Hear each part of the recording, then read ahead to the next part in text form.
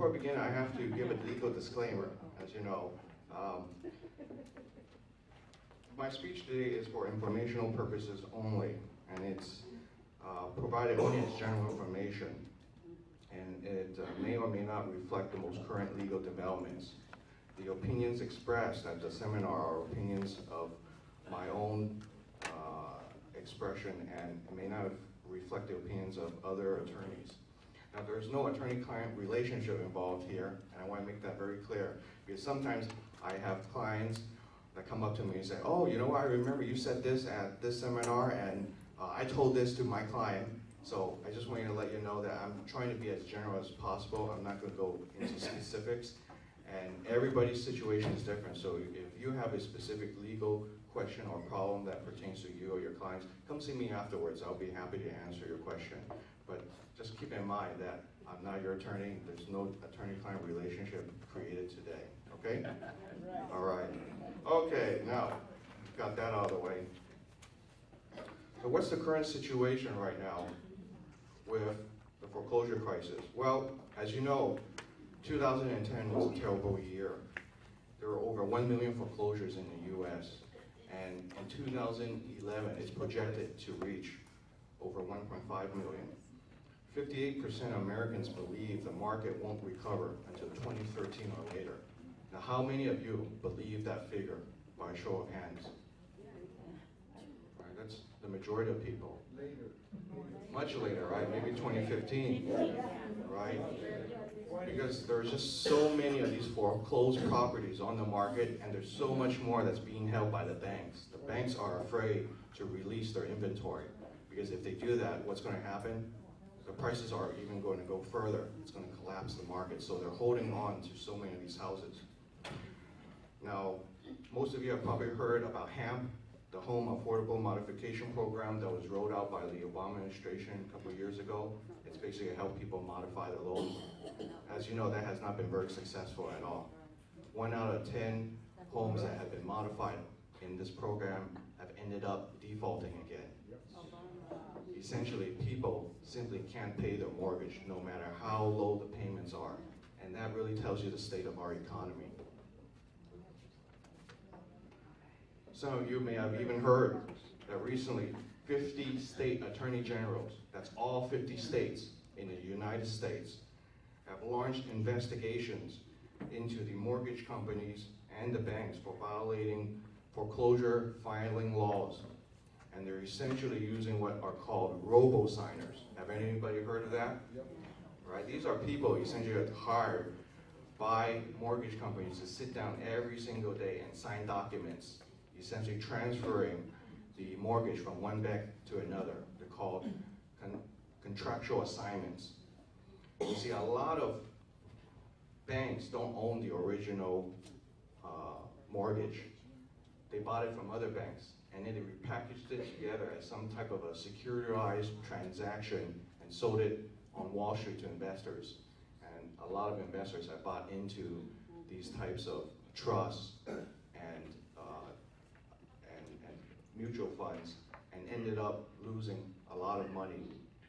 So the attorney generals have all gotten together, and this is unprecedented, and they've launched a formal investigation, and they're all jointly seeking about $20 billion in damages from the banks. So it's going to take some time before there is some type of settlement involved, but eventually a lot of people are expecting there's probably going to be some type of a pool that will be set up for homeowners that have lost money or have lost their homes, where they can recover some of their profits and proceeds. So at this time, I'm going to play this video from 60 minutes. It's about 10 minutes, but it's worth your time to watch it if you haven't seen it before. I want you to absorb as much as you can, and after you see the video, I'll continue on with my speech, and hopefully I'll be done within the time allotted. So, Sosie, can you play the video? Thanks.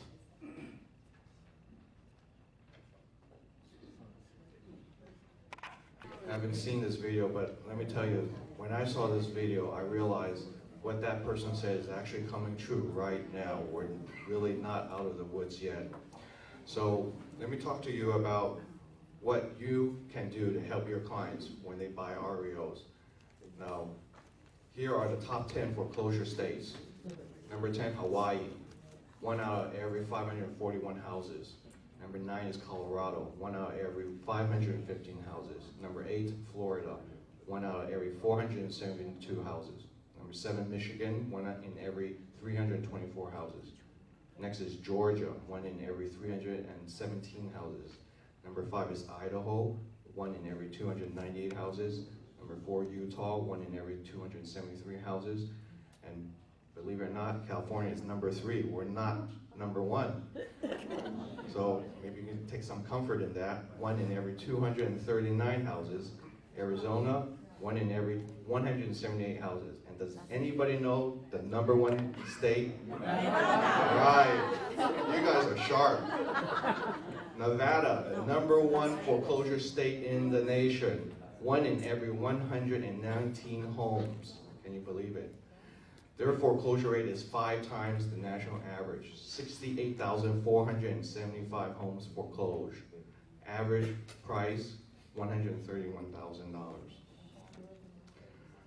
Now, some of you may have heard of these foreclosure rescue scams, and you need to be aware of this because some of your clients may have encountered these scams. One of them is called the advance fee loan modification scam. That's where somebody charges an exorbitant amount of money up front to help you modify your loan, and they end up doing nothing for it, okay? The second one is a sale leaseback scam.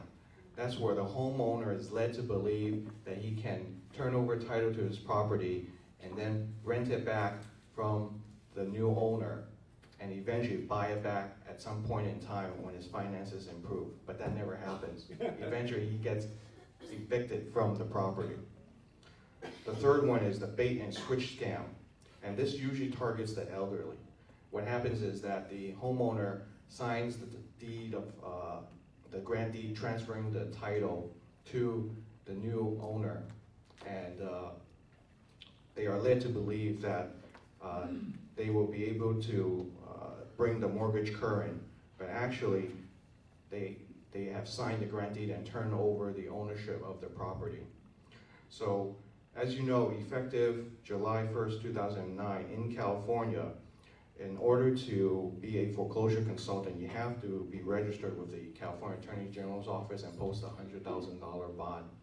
And if you are a realtor and you want to handle loan modifications, you need to get approval from the DRE as well. So some of your clients may come to you and ask you to help them with loan modifications. You need to be very careful, and you actually have to know how to do it. Otherwise, the client is going to end up blaming you. And I've had many clients that have come to me that have told me that the realtor ended up losing the whole property in foreclosure. Okay. Now, this is the second part of my topic, and that is how you can help your clients when they are purchasing REOs. This is very important because a lot of people that are buying REOs simply don't do enough due diligence. Okay, buying a REO requires the investor or the buyer to conduct additional investigations that they would normally not do in a regular sale. For one thing, as all of you know, with REOs, the owner, which is the bank, does not have to give the buyer a TDS, transfer disclosure statement. They're exempt. So essentially, the buyer is buying the property blind. They don't know the history. Imagine going on a blind date, okay? How many people here have been in that situation where you show up, you don't know anything about that person, and you've been set up by, let's say, a friend or family member, and you end up finding yourself before this person who has nothing in common with you, who hasn't told you anything about themselves. This is the same situation. A lot of properties have a hidden past, and I can tell you from one of my clients, they ended up buying a property and discovered that 2 years ago, 3 people were murdered in this house. Okay, and the way they found out was a couple of weeks before close of escrow, they went in to start measuring the windows to buy curtain, And one of the neighbors came up to them and introduced themselves and said, "Oh, you're the new owner?" He said, "No, not yet. We're about to close escrow in 2 weeks. Oh, by the way, did you know that somebody was murdered here 2 years ago?" And you know what? My client flipped. She said, "Nobody told me about this. The listing agent didn't tell me. The bank certainly didn't tell me." And the neighbor said, "Yeah, not just one person, but 3 people." So what happened to my client? Well, she lost her deposit. She didn't want the house. Lost the appraisal fee, the loan fee, inspection fee, everything. She had waived all contingencies. So in this type of a situation, you require enhanced due diligence, and you have to tell buyers to be very careful to conduct as much investigation as possible.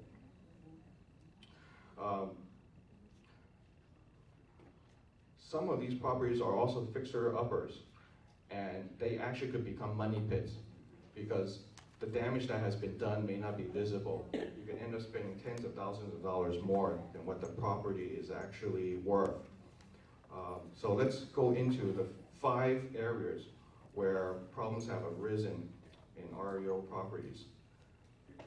Now these are very common in the cases that I've handled for my clients. Number 1 is mold. You always recommend a mold inspection to your clients because a lot of these REO properties have been sitting on the market for so long and have been vacant.